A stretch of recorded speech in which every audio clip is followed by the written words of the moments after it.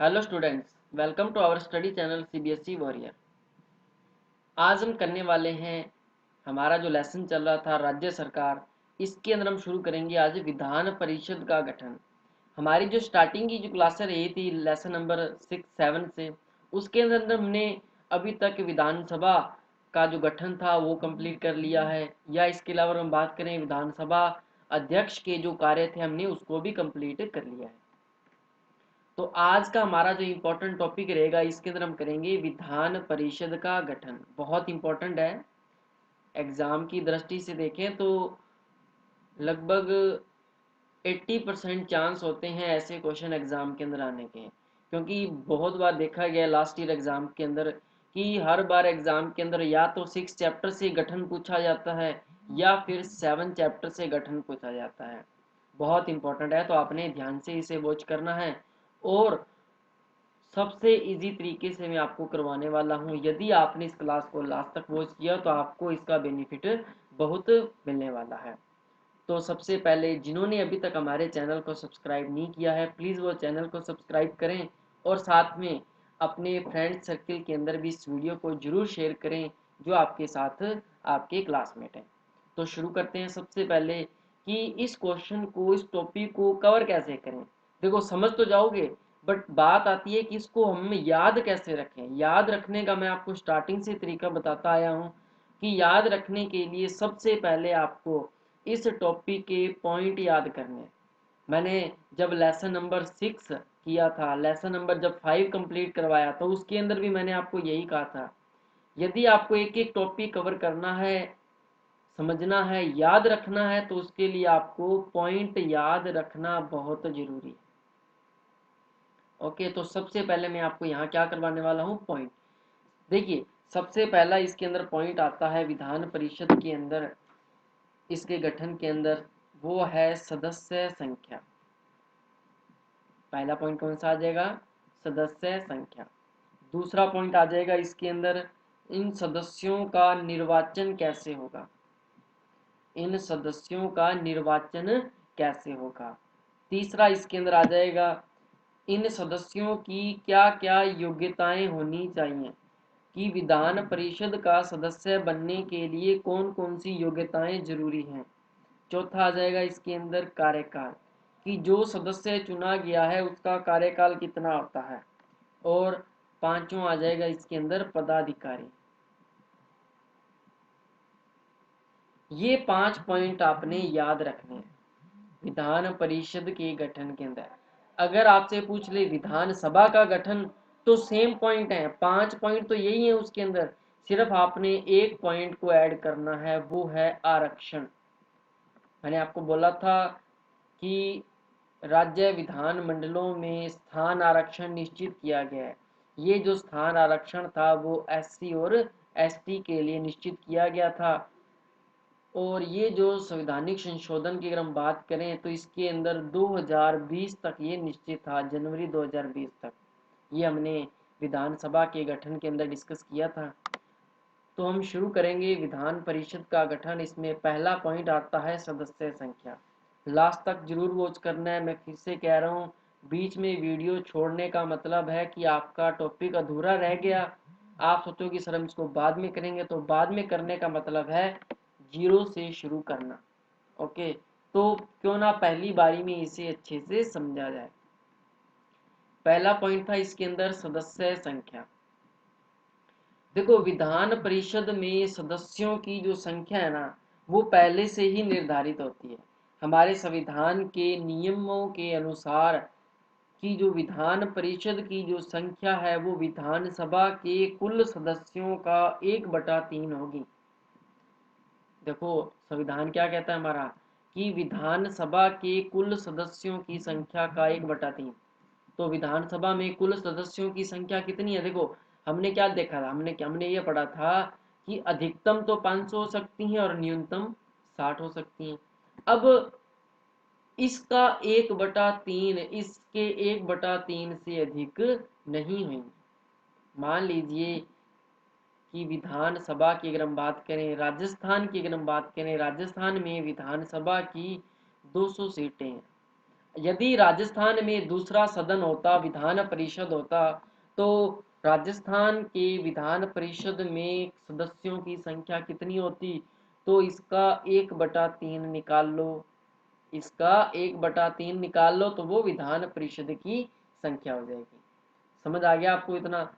विधानसभा के कुल सदस्यों का 1/3 होगा, उससे अधिक नहीं हो सकता।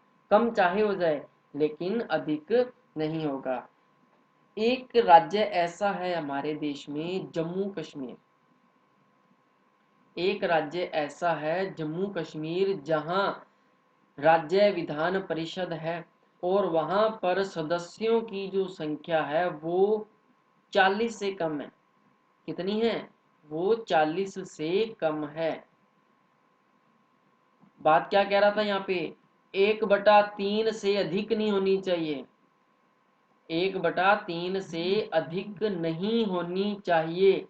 और यहाँ दूसरी बात क्या कह रहा है कि 40 से कम नहीं होनी चाहिए। यानी कि अपवाद स्वरूप अगर देखा जाए तो वो राज्य कौन सा है? जम्मू कश्मीर, जहाँ पर विधान परिषद में सदस्यों की संख्या कितनी है? 40 से कम है। ओके, अब हम चलेंगे हमारे अगले दूसरे पॉइंट पर। दूसरा पॉइंट आ जाएगा इसके अंदर निर्वाचन, कि विधान परिषद के सदस्यों का जो निर्वाचन है वो कैसे होता है। देखो, आपने दो बातों को ध्यान में रखना है यहाँ पे। दो बातें कौन सी ध्यान में रखनी है? एक तो आता है निर्वाचन, दूसरा आता है मनोनयन। हमने लोकसभा में किया था कि लोकसभा के अंदर राष्ट्रपति राज्यसभा और लोकसभा के अंदर मनोनीत करता है। लोकसभा के अंदर राष्ट्रपति 2 सदस्य मनोनीत करता है और राज्यसभा में राष्ट्रपति 12 सदस्य मनोनीत करता है। उसी तरह यहाँ है। अब यहाँ राष्ट्रपति नहीं आएगा, राष्ट्रपति के समतुल्य कौन है? राज्यपाल है। तो विधानसभा में राज्यपाल एक सदस्य मनोनीत करता है और विधान परिषद में 1/6 सदस्यों को राज्यपाल मनोनीत करता है। 1/6 सदस्य मनोनीत हो गए, तो निर्वाचित कितने होंगे? निर्वाचित होंगे यहाँ पे 5/6। तभी तो अपना एक आंसर आएगा, तभी तो अपना 100 होएगा, तभी तो एक होएगा। यदि 5/6 सदस्य निर्वाचित होते हैं और 1/6 सदस्य मनोनीत होते हैं राज्यपाल से, तो हमारे विधान परिषद की संख्या पूर्ण हो जाएगी। अब मेन मुद्दा ये है कि इन सदस्यों का जो चुनाव है वो किस प्रकार किया जाता है। इनका जो चुनाव है वो अप्रत्यक्ष रूप से किया जाता है। विधान परिषद के सदस्यों का जो चुनाव है वो अप्रत्यक्ष रूप से किया जाता है और इनके चुनाव के लिए आनुपातिक प्रतिनिधित्व प्रणाली का प्रयोग किया जाता है। और इनके चुनावों में जो सदस्य भाग लेते हैं, बहुत इंपॉर्टेंट है।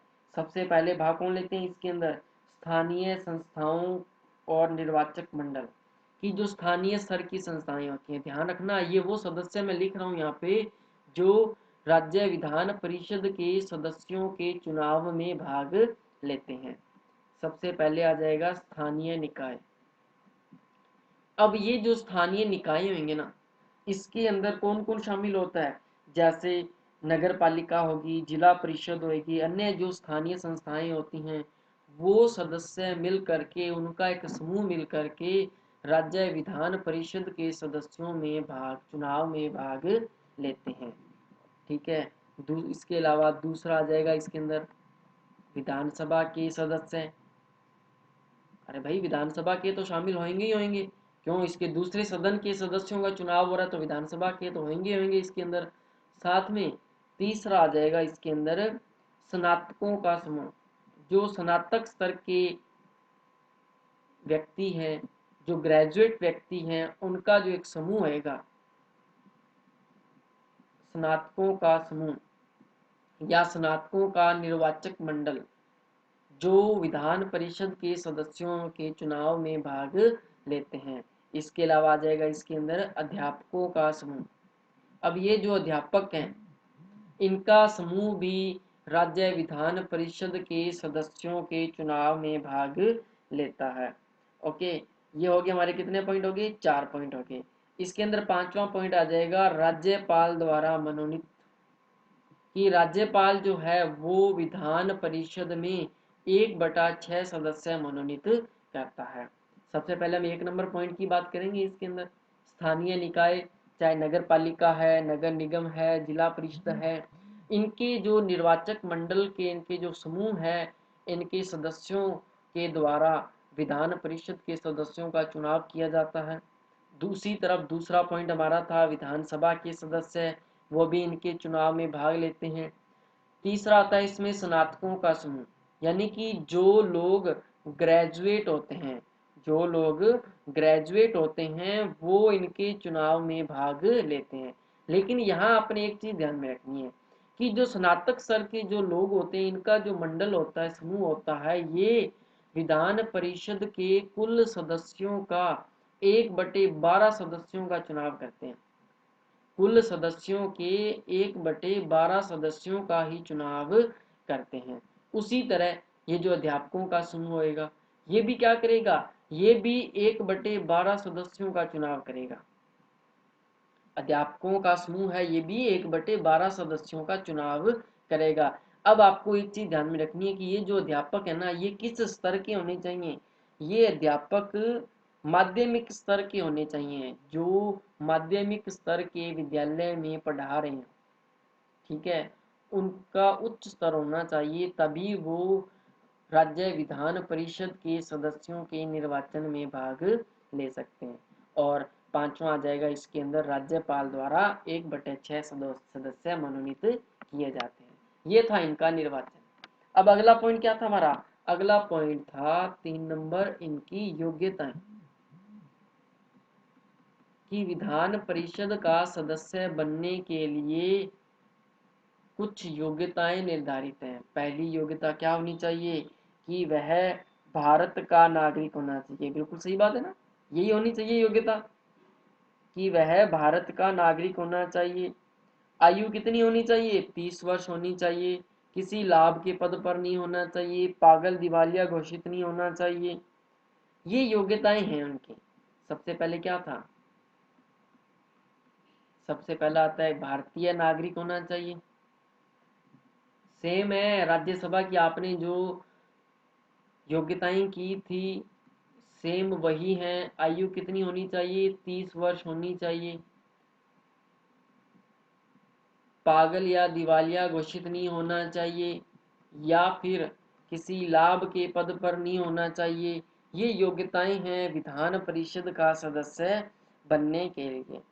और एक चीज और आपने ध्यान में रखनी है कि विधान मंडल का जो निर्वाचक मंडल होता है, इसके अलावा हमने भी 3 निर्वाचक मंडल और किए थे ना, वो भी क्या करते हैं, यदि वह उनकी शर्तों को पूर्ण कर देते हैं तो वह उस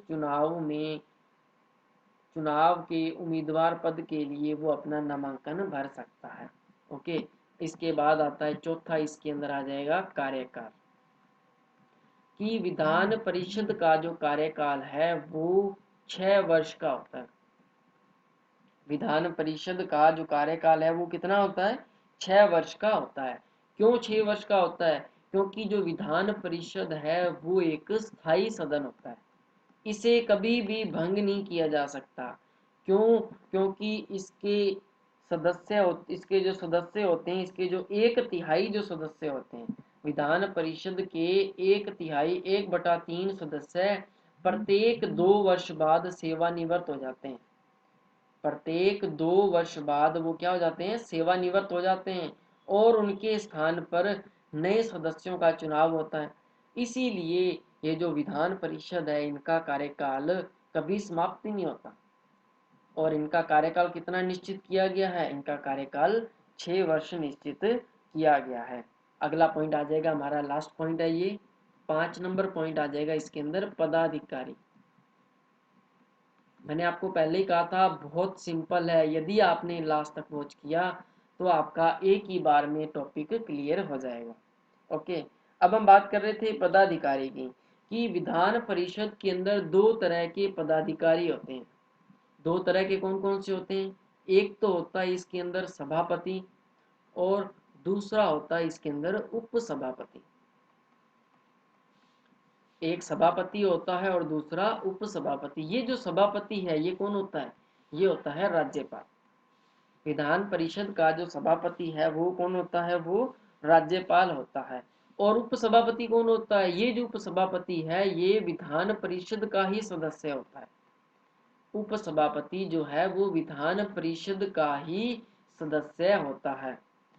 एक चीज आपने ध्यान में रखनी है, आपको पता है कि राज्यपाल का जो कार्यकाल है वो निश्चित होता है, निश्चित होता है ना, 5 वर्ष। और विधान परिषद के सदस्य का कार्यकाल कितना होता है? 6 वर्ष होता है। हमने अभी पढ़ा था विधान परिषद का कार्यकाल कितना होता है, ये पढ़ा था ना हमने, 6 वर्ष है। तो यहाँ तो विधान परिषद जो है जो उपसभापति के रूप में चुना गया है उसका कार्यकाल भी कितना होगा? 6 वर्ष। जबकि सभापति जो राज्यपाल है उसका कार्यकाल कितना होगा? 5 वर्ष होता है। अब इन दोनों को हटाने के लिए कौन सी प्रक्रिया अपनाई जाएगी? इन दोनों को हटाने के लिए महाभियोग की प्रक्रिया अपनाई जाएगी। यदि ये दोनों व्यक्ति चाहें, राज्यपाल और उपसभापति चाहें, तो समय से पहले भी अपना त्याग पत्र दे सकते हैं। समय से पहले भी ये अपना त्याग पत्र दे सकते हैं। तो ये था स्टूडेंट आज का हमारा इंपॉर्टेंट टॉपिक। आई होप आपको सबको समझ में आ गया होगा। सिर्फ 5 ही पॉइंट हैं, कुछ ज़्यादा नहीं है।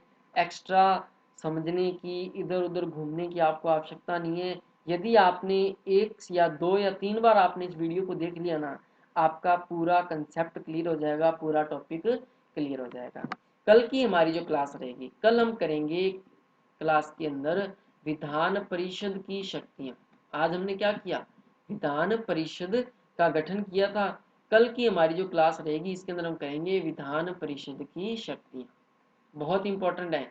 इसके साथ साथ अगर हुआ तो हम विधान सभा की शक्तियां भी कर लेंगे। ये भी रह गया हमारा टॉपिक, विधान सभा की शक्तियां।